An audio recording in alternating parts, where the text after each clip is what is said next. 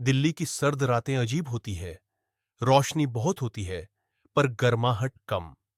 सड़क के किनारे लगे पीले बल्बों के नीचे लोग आते जाते रहते हैं, पर उन्हीं रोशनियों के बीच कुछ चेहरे ऐसे भी होते हैं जिन पर अंधेरा स्थायी हो जाता है।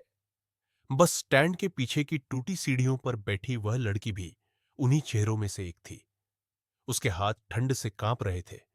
पैरों के नीचे अखबार का एक पुराना टुकड़ा था और आंखों में ऐसा सन्नाटा जिसे शब्दों में बांध पाना मुश्किल था। उसका नाम सिया वर्मा था। सिया का बचपन किसी सुरक्षित घर की यादों से नहीं भरा था।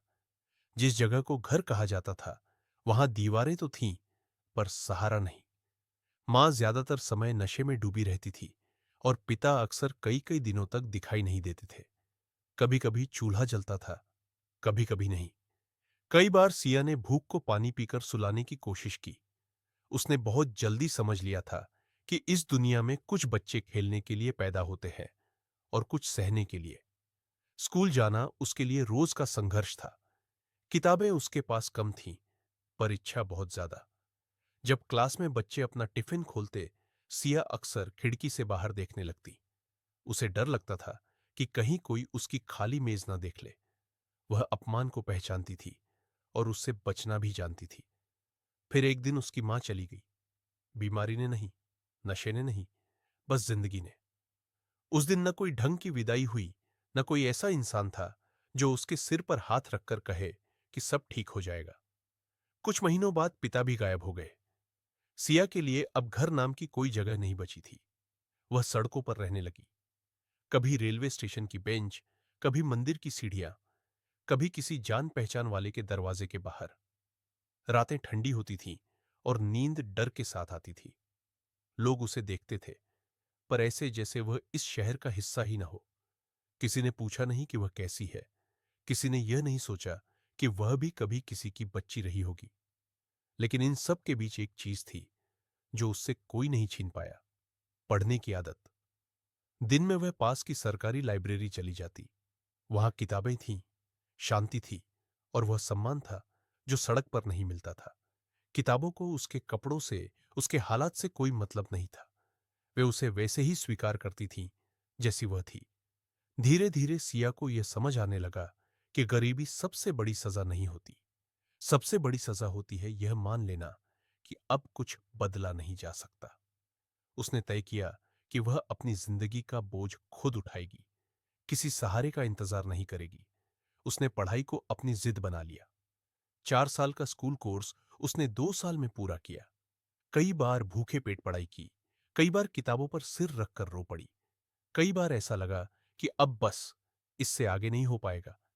लेकिन हर बार उसने खुद से एक ही बात कही, अगर आज रुक गई तो कल भी यही ठंड, यही सड़क, यही अंधेरा रहेगा। एक दिन उसने अपनी जिंदगी पर एक निबंध लिखा। कोई कहानी नहीं, कोई सजावट नहीं, बस वह सब जो उसने जिया था। भूख, अकेलापन, डर और वह छोटी सी उम्मीद जो हर सुबह उसे उठने पर मजबूर करती थी। उसने वह निबंध कई जगह भेजा, बिना किसी उम्मीद के। कुछ समय बाद एक जवाब आया। उस कागज के साथ सिर्फ एक मौका नहीं था, एक भरोसा भी था। उसे देश की सबसे प्रतिष्ठित यूनिवर्सिटी में पूरी स्कॉलरशिप मिल गई। जिस लड़की के पास कभी अपना बिस्तर नहीं था, उसके पास अब अपने सपनों की जगह थी। लेकिन सिया ने कभी पीछे मुड़कर अपने अतीत को कोसा नहीं। उसने अपने माता पिता से नफरत नहीं की। वह जानती थी कि वे कमजोर थे, बुरे नहीं।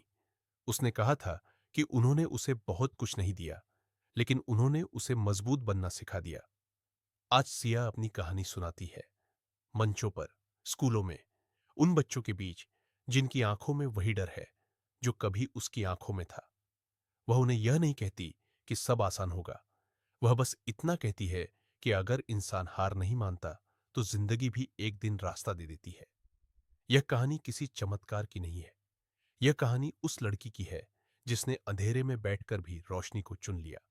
और शायद इसी वजह से यह कहानी हर उस इंसान को छू जाती है जिसने कभी खुद को अकेला महसूस किया हो। अब एक छोटा सा सवाल, अगर आपके सामने कोई ऐसा इंसान हो जो हालात से हार चुका हो और आप उसकी जिंदगी में सिर्फ एक बात कह सकते हो, तो आप क्या कहेंगे? नीचे कमेंट्स में एक लाइन लिखिए, वो लाइन जो किसी को टूटने से बचा सके। हो सकता है आपकी लिखी हुई एक पंक्ति किसी अनजान इंसान के लिए आज सबसे जरूरी बात बन जाए।